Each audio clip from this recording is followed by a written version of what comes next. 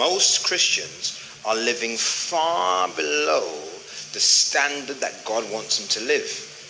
They receive far less of the love of God because they lack of respect towards him.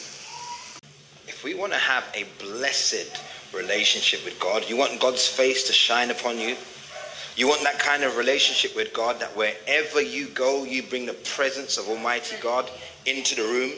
When you lay your hands, people get healed. When you speak, God confirms your word. It's how you respect God. Kung gusto gyud ka nga makabaton sa grabing presensya sa Ginoo, nga adunay grabe nga panalangin sa Ginoo sa imong kinabuhi, nga bisan asa ka mo adto madala nimo ang presensya sa Ginoo. Kung naay mga tabo nga imong pandungan sa imong mga kamot, kanang grabe gyud ang mahitabo ba, nagimilagro nga paghimuon ang Ginoo. Kung kana gusto na nimo kailangan ang imong pagrespeto sa Ginoo, tinud-anay gayud nga mobaton gyud kag takong pagtahod sa atong Ginoo. Church is so full of people that say, I love God. Yes, I love Jesus. We can sing all the songs. I love God. I love God. I love God. But yet, what does Jesus say? Sa simbahan no, daghang mga tawo nga diha sila musulti nga ahong gigugma ang Ginoo, arang gigugma nako ang Ginoo, gigugma gid nako pag-ayo ang Ginoo, pero unsa may giingon sa Ginoo? Next slide, please. This is what Jesus says.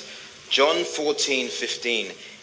If you love me, you will keep my commandments. Kini ang gisulti ni Jesus, kung nahigugma kamo kanako, kana sunda ang akong mga sugo.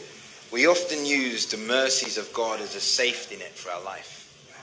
Sagaran at tong gamiton ang kanang kaluoy sa Ginoo, usa nga mahimo na tong pasangil nato sa tong kinabuhi. We've heard and read about how forgiving God is. Atong nabatian og nabasahan unsa gyud ka mapasinayloon ang atong Ginoo. And so we sin and then we say to ourselves, you know what? I know God will forgive me. God understands why I'm doing this. He knows my situation.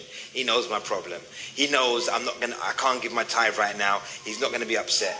He knows my situation. We often want to rely on his mercy and disobey his commands.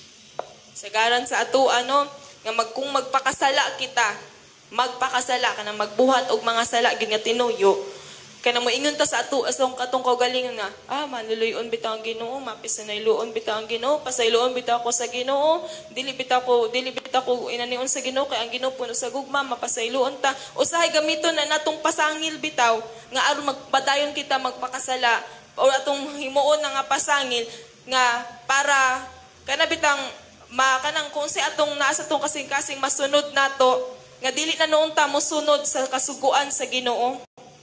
We often want to say that God understands my situation as an excuse not to do and obey his commands. Kasagaran ato yung gamiton ng atong mga sitwasyon nga pasangil aron dili nato sundon ang mga sugo sa Ginoo. So many times I've had people come to me and say, Pastor, you know what, I'm going to be honest with you, Pastor, I don't always give a tithe. They say, Pastor, I don't always give a tithe because, you know, I have my child, 2 children still in elementary school, 2 in high school, and 1's going to college. The Lord knows my situation. Always some excuse. Or I'm speaking to someone and they say, you know what, I know that I should be in a relationship with someone that's a Christian, but God knows my heart and God knows that I'm going to bring this person to church. We always try and find an excuse to not obey God's commands, and we think we can rely on his love to make it okay. So, kita no mangita gyud tag mga pamaagi, nga mga pasangil nga aron dili nato masunod ang sugo sa Ginoo. Nga dili nato kanang masunod ang ma-apply ang iyang gugma ba kung unsa sa kamahigugmaon kay para nanglitan anang mohatag ta og kanang tithes nga para sa Ginoo. Daghantang mga pasangil bang daghan kong gibayaran dako kong gikuan kasabot bitang Ginoo sa akong kasing-kasing usahay ato gyud nang himong excuse para dili ta mosunod sa sugo sa Ginoo or di gani usa ka Kristohano no nya nakay relasyon nakay uyab nga dili Kristohanon ang imong pasangil kay gusto nimo makabot ang imong kanabitang motibo sa imong kasing-kasing ba nasunod imong motibo dili ang sugo sa Ginoo kana moingon na lang kang nakasabot bitaw ang Ginoo kabalo bitaw ang Ginoo sa kasing-kasing anang tawhana kabalo bitaw ang Ginoo sa akong kasing-kasing nga ako na siyang dad-on sa tiilan sa Ginoo usahay kita sa mga pasangil aron lamang makaikyas ta sa pagsunod sa pulong sa Ginoo. It is never acceptable to disobey God's command. It's never. God forgives us and Ang Ginoo mo pasaylo kanato gives mercy ug maghatag og kaluoy because he loves us. kay tungod gihigugmata niya. But we shouldn't continue in sin hoping that grace may abound. Kung dili pod pwede nga magpadayon ta magpapakasala kay ug naglaom ta nga ang grasya sa Ginoo magapabilin. That is why most Christians are living far below the standard that God wants them to live. They receive far less of the love of God because their lack of respect towards him. Unang kasagaran ng mga Kristohanon nga kanabit ang ilang pagtahod sa Ginoo, grabe gud ka ubos gud kaayo.